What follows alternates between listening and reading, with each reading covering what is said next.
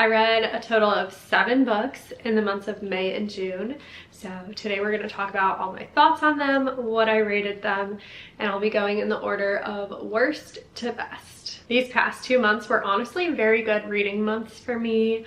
Of those 7 books, 4 of them were 5 stars. So my average rating for all the books that I read was 4.3 stars, which is really, really good. I've been lucky to have so many 5 stars lately. I've been really loving most of the books that I've been reading. I haven't been reading quite as much as I was at the end of last year, and I think because I'm not reading so many books, I'm focusing on and prioritizing the ones that I think I'm going to enjoy the most. So that's why there have been some higher rated books.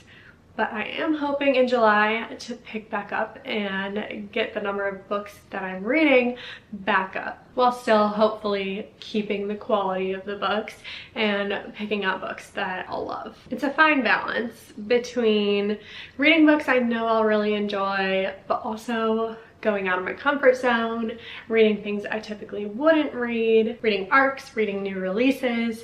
So I definitely want to get back into more of that. But I did have a good mix of genres in May and June. I read 2 romance books, 2 romantasy, 1 dystopian, 1 Christian book, and 1 science fiction. The very first book we're going to talk about, meaning it ranked at the bottom of my list, is actually my most recent read, and that is The Thorn Queen by Sasha Peyton Smith. This is the sequel to The Rose Bargain. It is the conclusion of the duology. I ended up reading this one 2 stars. It's my lowest rated book in a while. It unfortunately just was a disappointment for me on a lot of fronts in terms of the plot, the characters.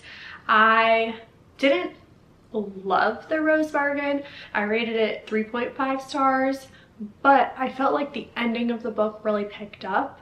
There was a lot of magic, a lot of stuff happening at the end that made me really excited for the sequel, The Thorn Queen, and it just did not live up to those expectations, unfortunately. I think having read so many good 5-star reads leading up to this book as well really heightened the contrast of how much I disliked this one in comparison. But basically it's a romantasy. There are some darker elements to the story, but it is young adult, so it doesn't go too into detail, not too dark, I wouldn't say. But the whole story just kind of felt surface level to me. There wasn't much going on plot-wise. I felt like a lot of the characters from the first book kind of lost their personalities in this book.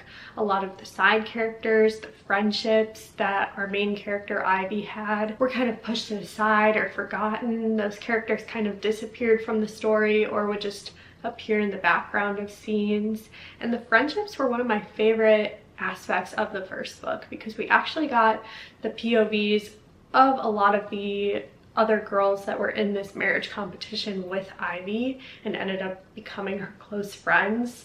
So for them to completely disappear or just kind of become undistinguishable from each other in this book seemed very odd to me after so much of the first book was focused on them. With the magic of the world, I feel like it had a lot of potential, but I wanted there to be more descriptions of things. I felt like I couldn't really picture these fae and this other world, literally called the other world, that they lived in. And then with it being a romantasy, there were a lot of potential relationships, and I just didn't feel invested enough in any of the characters to root for any of the relationships.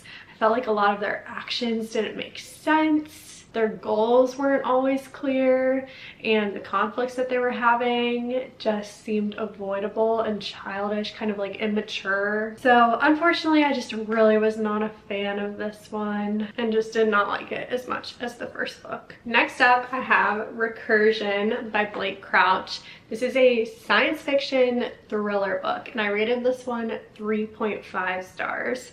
So I enjoyed it, but I didn't love it. This book is basically all about these time loops, which was an interesting concept, but I felt like it got so repetitive that it felt a bit tedious and I wasn't quite as invested in the story as I wanted to be. We're following a neuroscientist, so we kind of see the sci-fi elements of the time loops, which is really cool, and a neat twist on time loops, which is a concept that's been done a lot before. So people have all these different memories from these different times, and I really liked the scientific explanations of the technology and of the false memory syndrome going on in this book. I liked that we saw the impact of the time loops on a personal scale for the neuroscientists that we're following in this book, while also on a much larger scale and how it was impacting the world around them and causing all sorts of issues.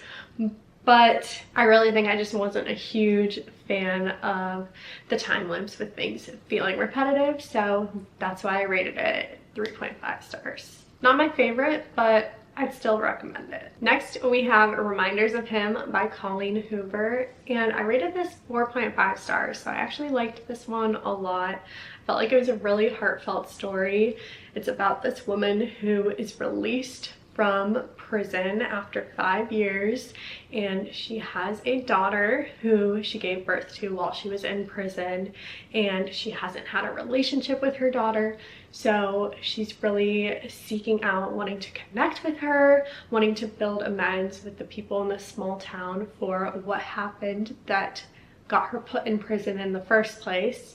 And along the way, we have a romance with a local bartender who's kind of the only person supporting her and believing in her through this journey. I loved the motherhood element of it, but I felt like the story focused a lot more on the romance and the resolution that we were working towards throughout the book, then felt really rushed at the end. So I loved the story, I just wished for more of it at the end, or I wished that the resolution had been more spread out. But this one was very emotional. I really enjoyed it. Next up, I have Lifelong Love Affair by Jimmy Evans. This is a Christian book. It is basically about the tagline, how to have a passionate and deeply rewarding marriage. And my husband and I led a small group at our church and read this book for it. I rated this 5 stars. I thought the wisdom and the advice in it was solid, and it does have discussion questions at the end for every single chapter. So especially if you're reading this one for a small group, I felt like that was so helpful and really prompted a lot of deeper discussions about what we were reading. Honestly, the discussion questions and just the conversations that were had are probably what bumped this book up to a 5-star, but I had no issues with anything in the book. I enjoyed it. Next up, Ready or Not by Cara Bastone. This is my first book that I've read by her, and I absolutely loved it. This one's been on my TBR for a while, so I was so excited to finally get to it. It was worth the wait. Rated this 5 stars. This is a romance, and it was so good, so emotional. It's about motherhood, which again, I just love that aspect of a book. This one's about a surprise pregnancy. We're following Eve, and basically the baby daddy's not really in the picture, but her best friend's brother, Shep, really steps up to help her during this pregnancy.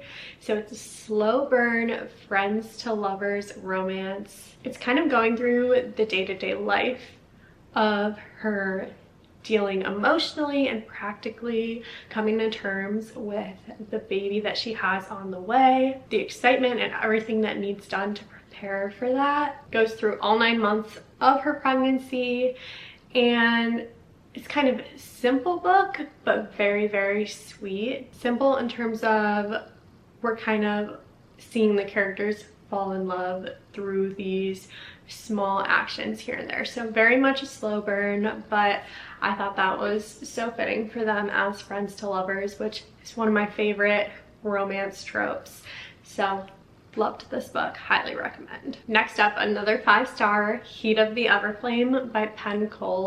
This is the 3rd book in the Spark of the Everflame series. So I'm all caught up so far. The fourth one is coming out later this year. That'll be the final book.